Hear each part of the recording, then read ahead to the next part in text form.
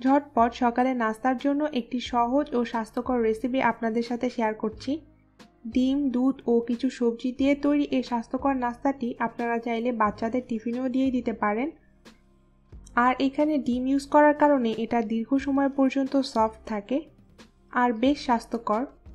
আশা করছি আমার আজকের এই রেসিপির ভিডিওটি আপনাদের ভালো লাগবে। প্রথমে একটি মিক্সিং বোলে দিয়ে দিব 1 কাপ ময়দা, 1 টেবিল চামচ পেঁয়াজ কুচি,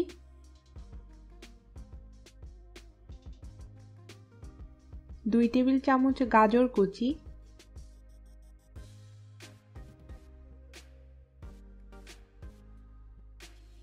1 টেবিল চামচ ধনেপাতা কুচি,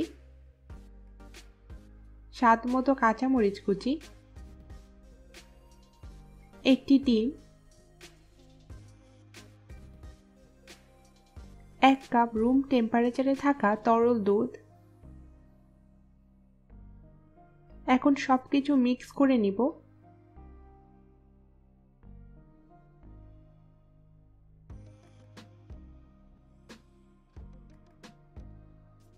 ব্যাটারটা আরও একটু পাতলা হবে, তাই আমি এখানে আরও 1 কাপ পরিমাণ পানি যোগ করছি। আপনারা চাইলে দুধও ব্যবহার করতে পারেন। আমি যে কাপ দিয়ে দুধটা মেপেছিলাম সেই কাপ দিয়েই পানিটা অ্যাড করেছি, তাই পানিটা একটু সাদা দেখাচ্ছে।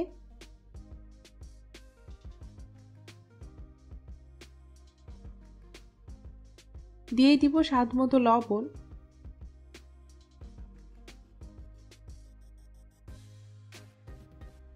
আবারও সবকিছু মিক্স করে নিব।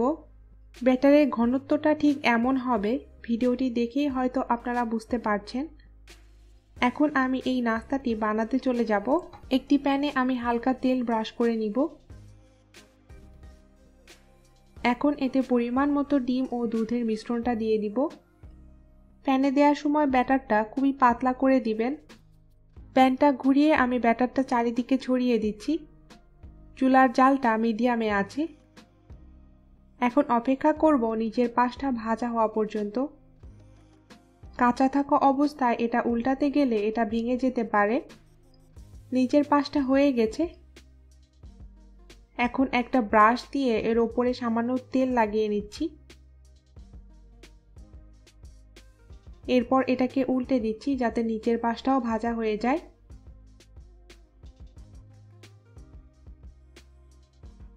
এটি তৈরি করতে খুবই কম তেল এবং কম সময় লাগে।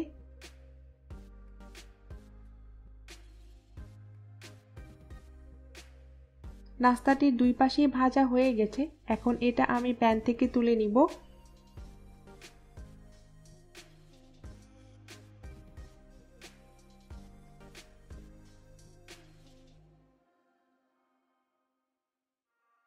এভাবেই আমি বাকি ব্যাটারগুলো দিয়ে সবগুলো নাস্তা তৈরি করে নিব।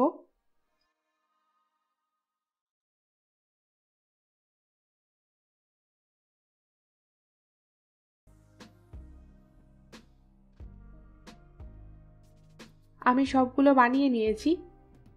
আমি আপনাদের একটি ছিঁড়ে দেখাচ্ছি এটা কতটা সফট হয়েছে। আর এটা কিন্তু দীর্ঘ সময় পর্যন্ত সফট থাকবে, তাই আপনারা চাইলে এটা বাচ্চাদের টিফিনেও দিতে পারেন। আশা করছি আমার আজকের এই রেসিপির ভিডিওটি আপনাদের ভালো লেগেছে। ভিডিওটি ভালো লাগলে ভিডিওটি লাইক, শেয়ার এবং কমেন্ট করবেন। আমার ফেসবুক পেজে লাইক দিবেন। আমার ফেসবুক পেজের লিঙ্কটা ডেসক্রিপশন বক্সে দেওয়া থাকবে এবং আমার ইউটিউব চ্যানেলটি সাবস্ক্রাইব করবেন। আল্লাহ হাফেজ।